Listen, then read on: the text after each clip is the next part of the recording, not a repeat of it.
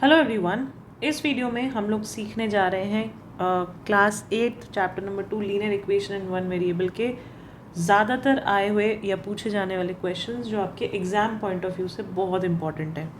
सो शुरू करते हैं बिना टाइम वेस्ट किए अपने पहले क्वेश्चन से। फर्स्ट क्वेश्चन जो पूछा जाता है वो है लगभग कुछ इस तरह का, नॉट एग्जैक्टली यही। लीनियर इक्वेशन में मैं जो भी क्वेश्चन कराऊंगी ऐसा नहीं है कि वही पूछे जाते हैं, उस तरह के क्वेश्चन आते हैं सॉल्व करने, और सॉल्व करना एक बार अगर आ जाए, कॉन्सेप्ट क्लियर हो जाए, तो आप कोई भी क्वेश्चन सॉल्व कर सकते हो। सो ये अनगिनत क्वेश्चन हैं, इसकी प्रैक्टिस का कोई लिमिट नहीं है, कुछ भी हो सकता है। सो पहले क्वेश्चन से शुरू करते हैं। जैसे कि आपको दिया है 5x + 9 = 5 + 3x। ईजी से स्टार्ट करते हुए थोड़े डिफ़िकल्ट तक जाएंगे।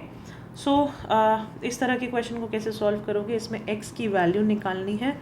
तो x की टर्म्स को, जैसे कि 5x और 3x आपकी x की टर्म्स हैं, इनको अलग कर दो, एक तरफ कर दो = के, और बाकी कांस्टेंट टर्म्स को दूसरी तरफ।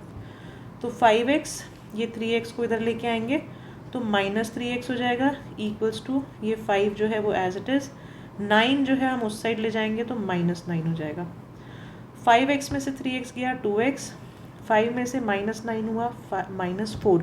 इंटीजर्स के यार बेसिक रूल ध्यान रखना, प्लस माइनस माइनस होता है, माइनस माइनस क्या होता है, ये आपको क्लियर होना चाहिए। अगर ये सब नहीं आता होगा तो आप इक्वेशन सॉल्व करने में आपको प्रॉब्लम आती रहेगी। सो x को, अब हमें x की वैल्यू निकालनी है, x को यहीं छोड़ेंगे, अब 2 को उधर भेजेंगे तो 2 उधर जाएगा। अभी x के साथ इसका क्या रिलेशन है, x के साथ ये मल्टीप्लाई हो रहा है, उधर जाके हो जाएगा डिवाइड, तो -4 डिवाइडेड बाई 2, तो x = कैंसिल करो, -2 will be your answer.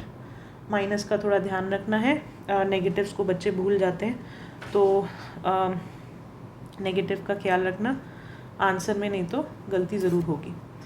Next question देखते हैं, क्वेश्चन नंबर 2 किस तरह का पूछा जाता है। एक और टाइप है आपका, जैसे कि 8x + 4 = 3x - 1 + 7, राइट।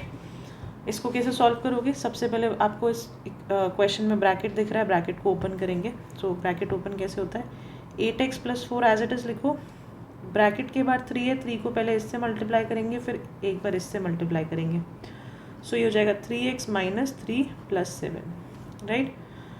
8x, अब x की टर्म्स को एक तरफ लिखो, तो ये एक 8x x वाली टर्म है और एक 3x जो है वो x वाली टर्म है।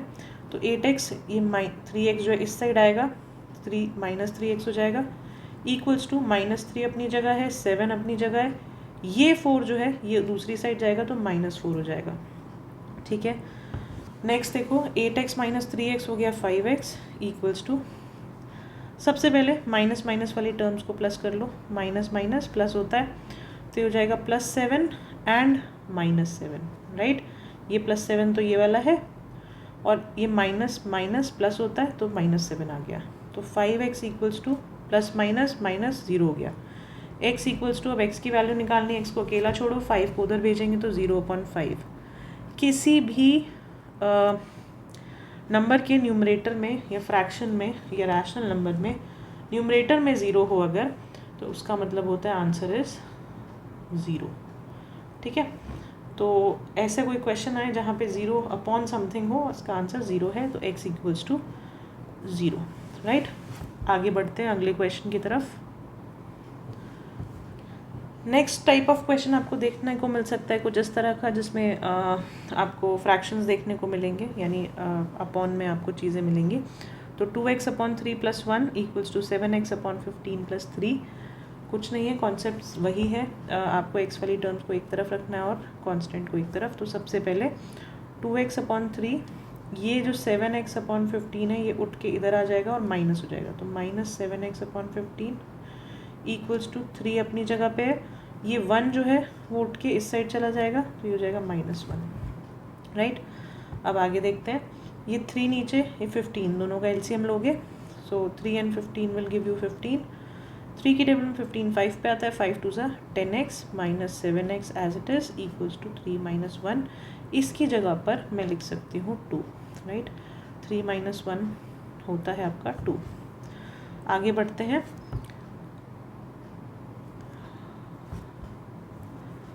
10x में से 7x गया, you will get 3x upon 15 equals to 2। अब क्या होगा, 3x इधर ही छोड़ो, 15 को उधर भेजो, मल्टीप्लाई हो जाएगा, इधर 3x के साथ डिवाइड हो रहा है तो इधर उधर जाके मल्टीप्लाई हो जाएगा, तो ये हो जाएगा 3x equals to 30। 15 into 2 is 30।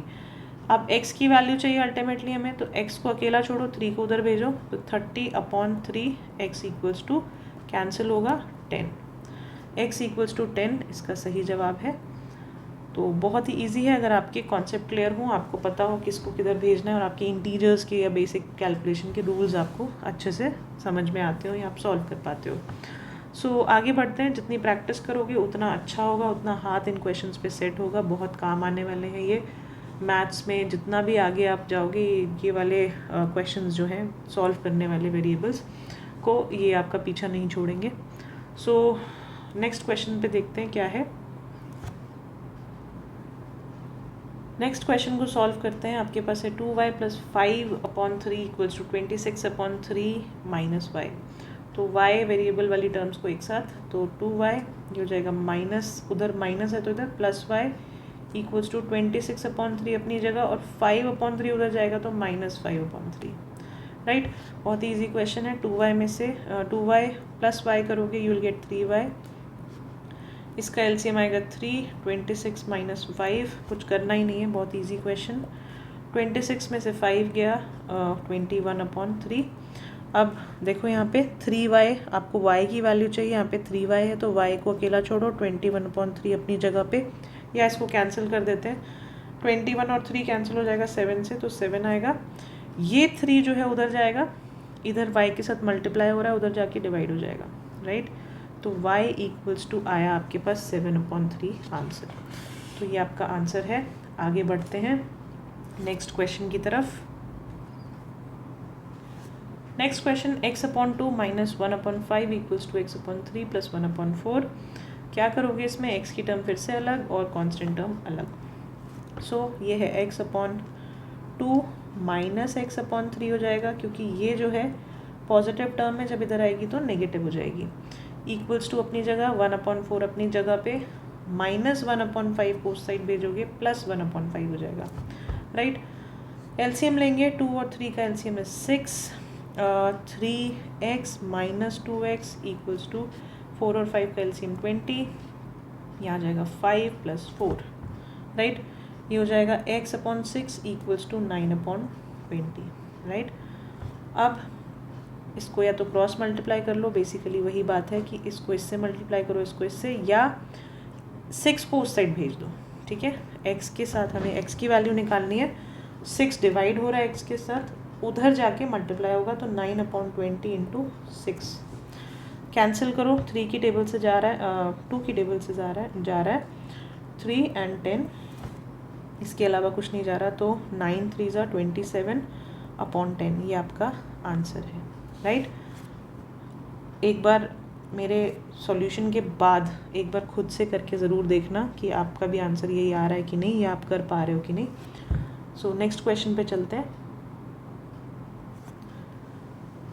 इस क्वेश्चन में आपके पास है 3t minus 2 upon 4 minus 2t plus 3 upon 3 equals to 2/3 minus t।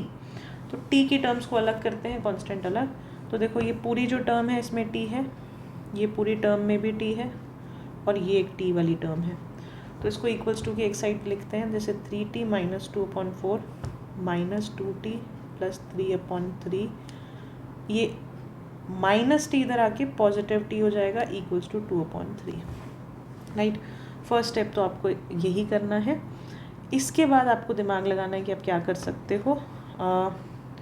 Fraction है तो ऑब्वियसली एलसीएम लेना बनता है, तो मैं अब इन सब का, टी के नीचे कुछ नहीं है तो 1 लगा दो। ठीक है, 4, 3 और 1 का एलसीएम लेंगे, 4 और 3 का एलसीएम होता है 12, 4 की टेबल में 12 3 पे आता है, तो 3, देखो मैं करके दिखाती हूँ, 3 के साथ आपको इस पूरे को मल्टीप्लाई करना है, तो अभी के लिए मैं डायरेक्ट नहीं लिख रही हूँ, मैं स्टेप बाय स्टेप लिख रही हूँ। 3t माइनस 2 को मल्टीप्लाई करना है। ठीक है, फिर ये वाला जो माइनस है, ये माइनस यहाँ आएगा। नेक्स्ट 3 की टेबल में 4 पे आता है 12, तो 4 के साथ आपको 2t प्लस 3 को मल्टीप्लाई करना है, प्लस 12 की टेबल में 1 की टेबल में 12 पे आता है, तो 12 into T is 12t equals to 2/3 as it is. ठीक है, ध्यान से समझना एलसीएम कैसे लिया है। फिर से देखो 4 और 3 का एलसीएम लिया 12, 4 की टेबल में 12 आता है 3 पे, 3 से आप ऊपर वाले न्यूमरेटर को मल्टीप्लाई करते हो, तो मैंने 3 से पूरे न्यूमरेटर को मल्टीप्लाई कर दिया, ब्रैकेट यूज़ किया क्योंकि 2 नंबर्स हैं, 2 टर्म्स हैं, राइट। तो ये स्टेप अगर समझ आया, आगे बढ़ते हैं।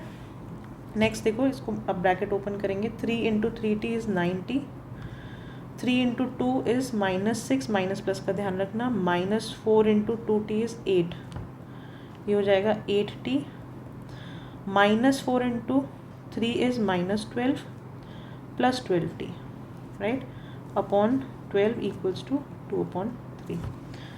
अब देखो ऊपर इस न्यूमरेटर में 12 के ऊपर जो भी है, अगर t वाली टर्म्स हैं, लाइक टर्म्स हैं, एक साथ उनको ऐड सब्ट्रैक्ट करो, कांस्टेंट को एक साथ ट्रीट करो। सो 9t, ये रहा 9, -8t कितना हो गया, सिर्फ एक t रह गया, प्लस 12t, तो ये हो गया 13t अपॉन 12। कांस्टेंट देखो -6 -12, तो -18 इक्वल्स टू 2/3, राइट। आगे बढ़ते हैं।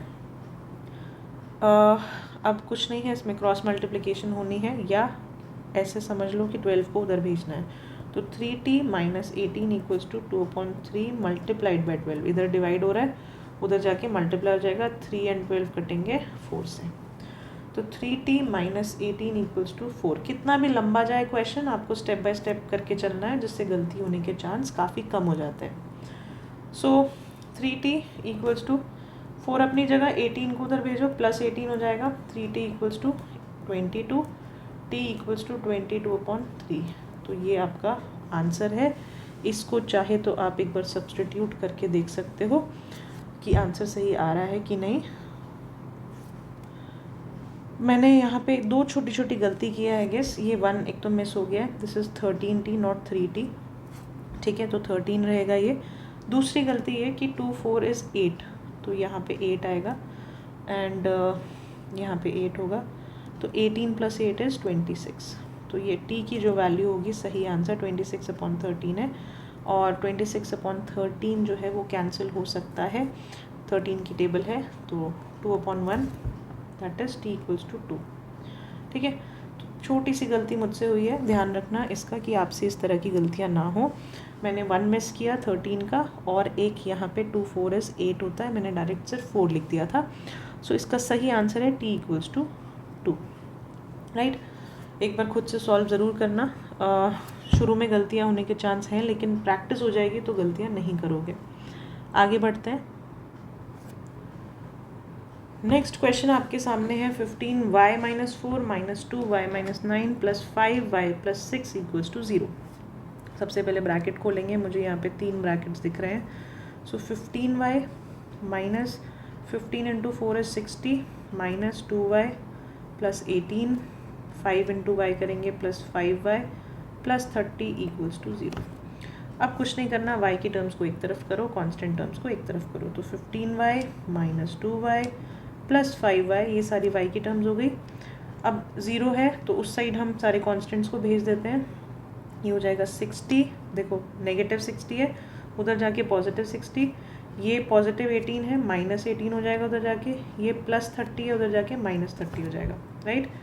तो 15y - 2y is 13y + 5y equals to 60 - 30 is 30 - 18। Next 13 + y is 18y equals to 30 में से 18 गया, you will get 12, y equals to 12/18, cancel करो इसको, 3 की टेबल से 3 4 इज़ 12, 3 6 इज़ 18, देन 2 से 2 एंड 3, 2/3 इसका आंसर है। सो बहुत इजी क्वेश्चन है, एंड आपको आई होप समझ आया होगा। नेक्स्ट क्वेश्चन देखते हैं।